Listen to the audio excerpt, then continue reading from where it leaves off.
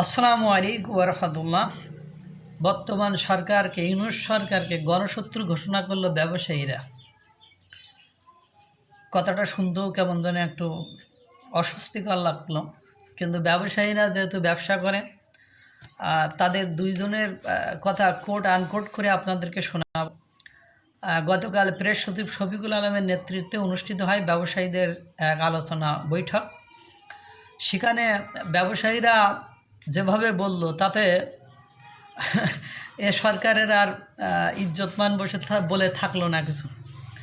এক ব্যবসায়ী বলল, আপনারা গণদুশমন, আপনারা আমাদের ব্যবসা বাণিজ্যকে শত শত শিল্প কলকারখানা বন্ধ করার পায়তারা করেছেন।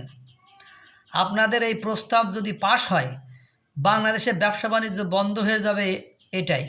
সুতরাং আমি মনে করি আপনি এখানে আপনার এই অধিবেশন সমাপ্ত করেন, মানে ওটা হুমকি দিয়ে।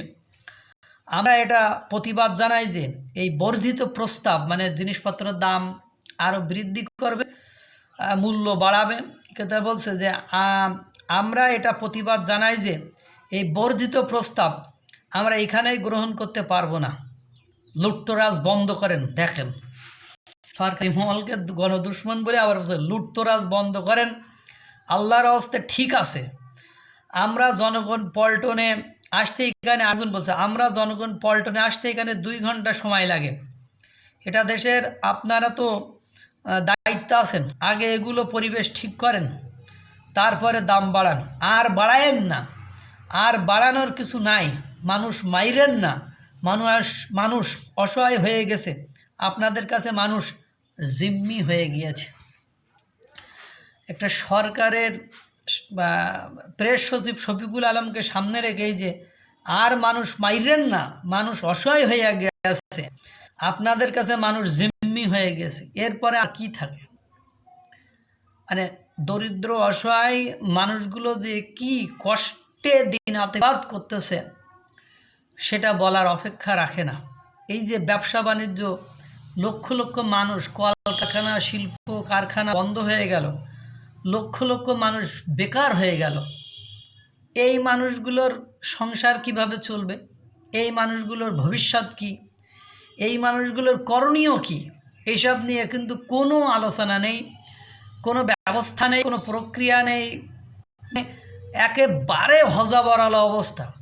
এই যে চুরি ডাকাতি ছিনতাই রাহাজানি খুন এগুলো যে বেড়ে যাচ্ছে, ধর্ষণ বেড়ে যাচ্ছে, দেহ ব্যবসায়ীদের পরিমাণ বেড়ে যাচ্ছে, এর জন্য আমরা মিডিয়ার সামনে এসে সরকারি যারা আছেন তারা বিভিন্ন সময় আওয়ামী সরকারকে বা আওয়ামী লীগকে দোষারোপ করতেছেন। এগুলো উদর পিণ্ডে বুদুর ঘাড়ে চাপানো ছাড়া আর কিছুই নয়।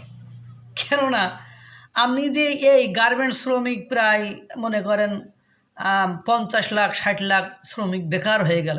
এই 50 লাখ 60 লাখ শ্রমিক কি করে খাবে? আর গার্মেন্টসে যারা কাজ করে অধিকাংশই তারা মানে ভূমিহীন, অধিকাংশই তাদের মাঠে কোনো জমি জায়গা নেই, তাদের অন্যান্য কোনো উপায় নেই, অন্য উপায় যাদের নেই তারাই এইসব কাজগুলো করে থাকে। এই যে লক্ষ লক্ষ মানুষ বেকার হলো, এদের জীবনযাপন কিভাবে কাটাবে? আপনার আসার পর থেকে দ্রব্যমূল্য বাড়িয়ে দিলেন, সব কিছু তো বাড়িয়ে দিয়েছেন, কমাইয়েছেন এমন কোনো কিছু তো নেই যে হ্যাঁ আমি তেলের দাম কমাইয়েছি, আমি গ্যাসের দাম কমাইয়েছি, আমি বিদ্যুতের দাম কমিয়েছি। সব কিছু তো এক্সটেন্ডেড হয়েছে, বর্ধিত হয়েছে, বেড়েছে, কমেনি।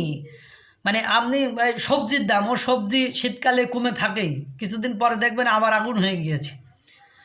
সবজির দাম শীতকালে বরাবর কমে থাকে। সবজি দিয়ে বাংলাদেশ বিচার করা যাবে না। আপনি বিচার করবেন তেল, গ্যাস, বিদ্যুৎ, এসব দিয়ে বিচার করবেন যে এই প্রোডাক্ট, চাল, হ্যাঁ মানে যেগুলো আপনার এসেনশিয়াল সবসময় লাগে, এগুলো আপনার সবজি শীতকালে সবজির দাম কম থাকে, এটা স্বাভাবিক জিনিস। কিন্তু ঘটনা হলো যে আপনি যে জিনিসগুলো গ্যাস, বিদ্যুৎ, তেল এগুলো তো আপনি এক্সটেন্ড করে ফেলছেন, সব বাড়িয়ে ফেলছেন। এই যে পরিবেশ পরিস্থিতি, এই বিজনেসম্যানেরা অসত্য কোনো কিছু বলিনি, কিছুদিন পরে দেখবেন অবস্থা একেবারে টাইট হয়ে গিয়েছে। নিজেদের পিঠ কীভাবে বাঁচাবেন সে উপায়ই খুঁজে পাবেন না। আজকে ব্যবসায়ীরা বলছে, কাল দেখবেন সব ব্যবসায়ীরা মাঠে নেমে গিয়েছে, তখন বুঝবেন জ্বালা কাহারে কয়, কত প্রকার এবং কী কী। আল্লাহ তাআলা সকলকে ভালো রাখুক, সুস্থ রাখুক। আসসালামু আলাইকুম ওয়া রাহমাতুল্লাহ।